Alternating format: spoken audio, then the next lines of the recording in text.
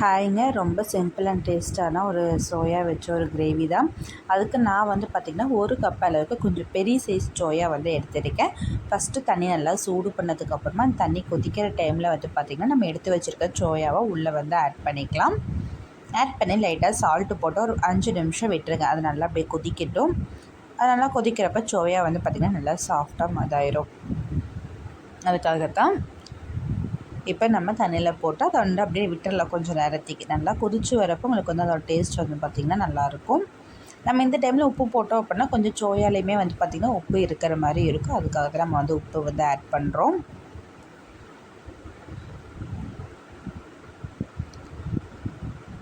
இப்போ இது கூட வந்து பார்த்திங்கன்னா சோயா ஒரு சைடு இதாகிட்டுருக்கு. அந்த கேப்பில் நம்ம 1 கப் அளவுக்கு புதினா, ஒரு அரை கப் அளவுக்கு வந்து பார்த்திங்கன்னா மல்லித்தலை எடுத்துக்கலாம். இந்த கிரேவி வந்து பார்த்திங்கன்னா க்ரீன் கலரில் தான் இருக்கும். அதனால நம்ம மல்லி புதினா எல்லாத்தையுமே வந்து பார்த்திங்கன்னா நம்ம அரைச்சி ஆட் பண்ணிக்கலாம். இப்போ இது கூட வந்து பார்த்திங்கன்னா 1 டேபிள் ஸ்பூன் அளவுக்கு இஞ்சி பூண்டு பேஸ்ட்டு, இது எல்லாமே நம்ம ஃபைன் பேஸ்ட்டாக அரைச்சிக்கலாம். அதுக்கப்புறம் பார்த்திங்கன்னா ஒரு 10 பல் அளவுக்கு முந்திரி எடுத்துக்கோங்க. இது கூட ஒரு சின்ன டீஸ்பூன் அளவுக்கு கசகசா, 1 டேபிள் ஸ்பூன் அளவுக்கு சோம்பு, 2 to 3 பச்சை மிளகாய் ஆட் பண்ணிக்கோங்க. பட்டை, கிராம்பு, அன்னாச்சி பூ, இதையுமே ஏலக்காய் இதெல்லாமே ஆட் பண்ணிக்கோங்க. அதுக்கப்புறம் ஒரு அரை மூடி அளவுக்கு தேங்காயை இந்த மாதிரி கட் பண்ணி சேர்த்துக்கோங்க. இப்போ இது எல்லாமே நல்லா ஃபைன் பேஸ்ட்டாக அரைச்சி எடுத்துக்கலாம்.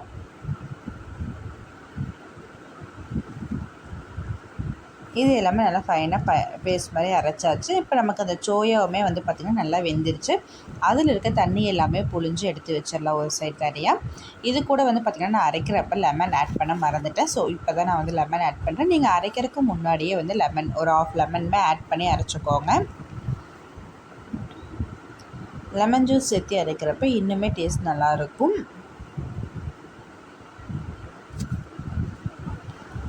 அப்போ இந்த சைட் வந்து பார்த்திங்கன்னா ஃபுல்லாக அரைச்சி வச்சாச்சு. இந்த கிரேவி நம்ம ஃபுல்லாகவே குக்கரில் தான் ரெடி பண்ண போகிறோம். அதனால நம்ம அதுக்கேற்ற மாதிரி எல்லாமே எடுத்து வச்சுக்கலாம். ஃபஸ்ட்டு வந்து பார்த்திங்கன்னா குக்கர் நல்லா சூடாகட்டும். குக்கர் நல்லா சூடானதுக்கப்புறமா நம்ம வந்து ஒரு 4 டேபிள் ஸ்பூன் அளவுக்கு எண்ணெய் வந்து ஆட் பண்ணிக்கலாம். எண்ணெய் நல்லா காஞ்சதுக்கப்புறமா என்னென்ன ஐட்டம் போடுறோன்னு பார்த்து சொல்கிறேன், நான் நோட் பண்ணிக்கோங்க. இந்த எண்ணெய் கூடயே வந்து பார்த்திங்கன்னா 1 டேபிள் ஸ்பூன் அளவுக்கு நெய் எடுத்துக்கோங்க. எண்ணெய், நெய் ரெண்டுமே சேர்த்து செய்கிறப்ப இதோட டேஸ்ட்டுமே நல்லா இருந்தது. நானுமே வந்து பார்த்திங்கன்னா ஃபர்ஸ்ட் டைம் தான் ரெடி பண்ணியிருந்தேன். ரொம்பவே டேஸ்ட் ரொம்பவே சூப்பராக இருந்தது. நெய் வந்து நல்லா கெட்டியாக இருந்தது. அதனால் நான் வந்து பார்த்திங்கன்னா இது பண்ணி விட்டுருந்தேன். நெய் வந்து அது வாட்டுக்கு மெல்ட் ஆயிடும். இப்போ இது கூட வந்து பார்த்திங்கன்னா நம்ம 1 டீஸ்பூன் அளவுக்கு சீரகம் சேர்த்துக்கலாம். சீரகம் நல்லா பொரியட்டும்.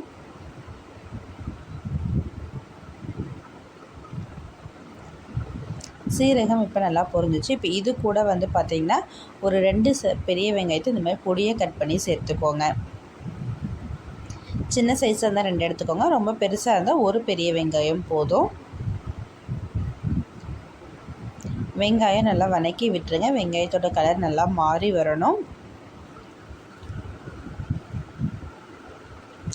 நல்லா மிக்ஸ் பண்ணி விட்டுட்டே இருங்க.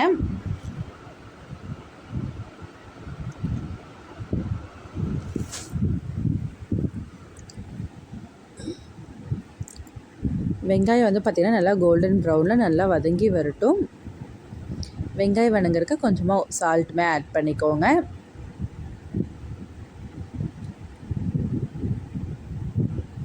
இந்த கிரேவி வந்து பார்த்திங்கன்னா சப்பாத்திக்கு உண்மையுமே வேறு லெவல் டேஸ்ட்டு கொடுக்கும். இப்போ இது கூட வந்து பார்த்திங்கன்னா 1 டீஸ்பூன் அளவுக்கு மஞ்சத்தூள் போட்டு நல்லா மிக்ஸ் பண்ணி விட்டுருங்க. நம்ம ஆல்ரெடி காரத்துக்கு வந்து பார்த்திங்கன்னா பச்சை மிளகா சேர்த்துருக்கோம். அப்படிங்கிறதுனால பெருசாக நம்ம வந்து இது ஆட் பண்ண போகிறது இல்லை. இதுக்கு தக்காளியுமே நமக்கு வந்து பார்த்திங்கன்னா தேவைப்படாது. இப்போ இந்த வெங்காயம் நல்லா வதங்கினதுக்கப்புறமா நம்ம எடுத்து வச்சுருக்க சோயாவை இது கூட ஆட் பண்ணி நல்லா மிக்ஸ் பண்ணி விட்டுருங்க. சோயா கூட இன்னொரு இன்க்ரீடியன்ட் நம்ம ஆட் பண்ண போகிறோம். அது என்னென்னு பார்த்திங்கன்னா பட்டாணி. நான் வந்து ஃப்ரெஷ் பட்டாணி இருக்குது பார்த்திங்களா, அதுதான் எடுத்திருக்கேன். நீங்கள் வந்து பேக்கெட்டில் ரா பட்டாணி இருக்குது, இந்த பேக்கெட்டில் இருக்க பட்டாணி எடுக்கிறீங்க அப்படின்னா முன்னாடியே வந்து ஒரு 5 to 6 hours ஊற வச்சு விசில் விட்டு எடுத்துக்கோங்க.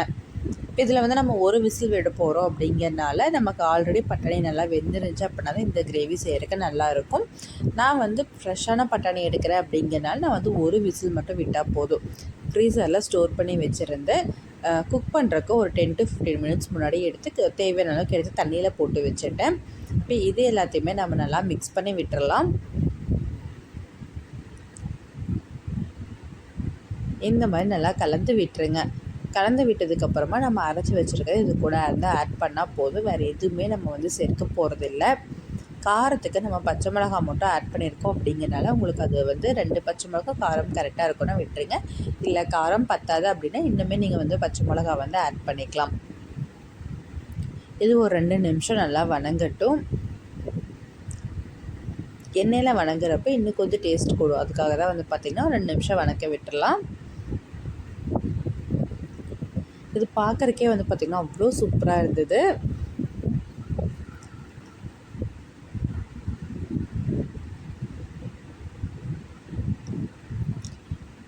இது இந்த மாதிரி நல்லா வணங்கிட்டு இருக்கட்டும். இப்போ இது கூட வந்து பார்த்திங்கன்னா நம்ம அரைச்சி வச்சதை ஆட் பண்ண போகிறோம். இந்த மாதிரி chapati gravy, idli, dosa, tiffin box recipe இதெல்லாம் வேணும் அப்படின்னா நம்ம சேனலை மறக்காமல் வந்து ஃபாலோ பண்ணிக்கோங்க. வீடியோவை ஸ்கிப் பண்ணாமல் பார்த்தீங்க அப்படின்னா தான் கரெக்டான ரெசிபி வந்து நம்மளால் செய்ய முடியும். இப்போ இது வந்து பார்த்திங்கன்னா நல்லா வணங்கி கொதிச்சிட்ருக்கு. எண்ணெயில் வந்து நல்லா வெந்துடும். இதில் வந்து பார்த்திங்கன்னா நம்ம ஆல்ரெடி சுடு தண்ணியில் வேக வச்சுருக்கோம் அப்படிங்கன்னா இது வந்து சீக்கிரமாகவே வந்து எண்ணெயிலுமே வெந்துடும். பட்டாணியுமே வந்து பார்த்திங்கன்னா ஒரு 2 நிமிஷம் இந்த மாதிரி வணக்கிறப்ப கொஞ்சம் இன்னுமே நல்லா டேஸ்ட் கொடுக்கும். பாருங்கள், இப்போ இதோட கலர் எல்லாமே லைட்டாக சேஞ்ச் ஆகிருக்கு. ஸோ இப்போ இது கூட வந்து பார்த்திங்கன்னா நம்ம அரைச்சி வச்சதை ஆட் பண்ணிக்கலாம். ஆட் பண்ணிட்டு நமக்கு தேவையான அளவுக்கு தண்ணியுமே சேர்த்துக்கலாம். இந்த கிரேவி வந்து பார்த்திங்கன்னா ஃபுல்லாக நல்லா க்ரீன் கலரில் இருக்கும். சாப்பிட்றதுக்குமே நல்லாயிருக்கும். நல்லா இந்த பேஸ்ட் வந்து பார்த்திங்கன்னா நல்லா மையாக அரைச்சிக்கோங்க. கொஞ்சம் சக்கையாக இருக்கிற மாதிரி இருந்தது அப்படின்னா சாப்பிட்றதுக்கு நல்லா இருக்காது. நல்லா மையாக அரைச்சி சாப்பிட்றப்ப டேஸ்ட் நல்லாயிருக்கும். இந்த குவான்டிட்டி வந்து பார்த்திங்கன்னா 4 பேர் தாராளமாக ஊற்றி சாப்பிட்லாம். அந்த அளவுக்கு இருக்கும். நம்ம கொஞ்சம் தண்ணியுமே ஊற்றிட்டு ரொம்ப தண்ணி ஊற்ற வேண்டாம். நம்ம குக்கரில் விசில் வரும் அப்படிங்கிறனால ரொம்ப தண்ணி ஊற்றணும் அப்படின்னா அது வந்து தண்ணியாக இருக்கிற மாதிரி இருக்கும். குழம்புக்கு வந்து பார்த்திங்கன்னா கொஞ்சம் கெட்டியாக இருந்தால் நல்லாயிருக்கும். அதனால் நான் கொஞ்சமாக தண்ணி ஆட் பண்ணியிருக்கேன். இப்போ இதை குக்கர் போட்டு மூடி வச்சு ஒரு 2 விசில் வந்து பார்த்திங்கன்னா விட்டுக்கலாம். ஒரு விசில் 2 விசில் வந்து நம்ம விட்டுக்கலாம். ஃபைனலாக விசில் வந்ததுக்கப்புறம் பாருங்கள், சூப்பராக கிரேவி வந்து ரெடி ஆயிருச்சு. நல்லா கெட்டியாக இருக்குது. ரொம்ப தண்ணியாட்டவும் இல்லை, ரொம்ப வந்து கெட்டியாகவும் இல்லாமல் அளவாக குழம்பு பதத்துக்கு வந்து பார்த்திங்கன்னா சூப்பராக இருக்குது. சூப்பரான கிரேவி வந்து பார்த்திங்கன்னா ரெடி ஆயிடுச்சு. ஃபைனலாக இதில் வந்து பார்த்திங்கன்னா லைட்டாக மல்லித்தலை விட்டுக்கோங்க. எண்ணெயுமே நம்ம ஊற்றின எண்ணெயில் எப்படி பிரிஞ்சு வந்திருக்குன்னு பாருங்கள். எண்ணெயும் ஊற்றிருக்கோம், நம்ம நெய்யும் போட்டிருக்கோம் அப்படிங்கிறனால அதோட இது வந்து அப்படியே நமக்கு தனியாக தெரியுது. அந்தளவுக்கு சூப்பராக கிரேவி வந்து பார்த்திங்கன்னா ரெடி ஆயிருச்சு. ஃபைனலாக மல்லித்தலை போட்டுட்டு அப்படியே சர்வ் பண்ணலாம். சூப்பரான சைடிஷ் வந்து பார்த்திங்கன்னா ரெடி ஆயிருச்சு. நம்ம விடுதலை நீங்கள் ஃபர்ஸ்ட் டைம் பார்க்குறீங்க அப்படின்னா மறக்காமல் சப்ஸ்கிரைப் பண்ணிக்கோங்க. இந்த மாதிரி ரெசிபிஸ் வேணும் அப்படின்னா பெல் சிம்பிளை ப்ரெஸ் பண்ணி வச்சுக்கோங்க. அப்போ தான் வீடியோ போட்டால் உடனே உங்களுக்கு அப்டேட் வரும். சூப்பரான சப்பாத்தி கிரேவி ரெடி ஆயிடுச்சு. சப்பாத்தி வச்சு சூப்பராக நைட் டின்னர் முடிச்சிடலாம். நம்ம விடுதலை ஃபர்ஸ்ட் டைம் பண்ணால் சப்ஸ்கிரைப் பண்ணிக்கோங்க. தேங்க்யூ ஃபார் வாட்சிங்.